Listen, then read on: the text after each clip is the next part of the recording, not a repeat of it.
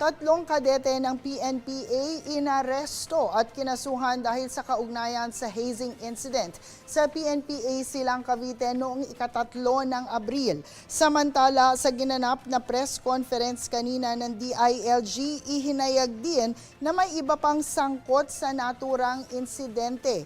Ang mga biktima na first-year cadets ay napabilang sa inhuman form of hazing at base sa investigasyon, extreme torture ang dinanas ng mga ito sa hazing kung saan binuhusan ng pinaghalong liquid sosa at muriatic acid ang mga biktima kung kaya't nasunog ang kanilang likod at ilan pang bahagi ng kanilang katawan, kabilang na dito ang ilang maseselang bahagi. Kinakaharap ng mga arestado ang violation of 11053 or Anti-Hazing Act of 2018. Kailangan ko sabihin na hindi ho namin kinokondena ang ganitong klaseng behavior at sa ngayon ay nakakulong na yung tatlo and awaiting formal charges.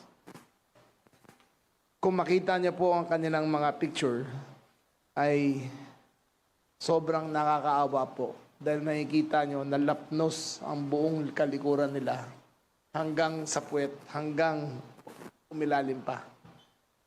This is unacceptable.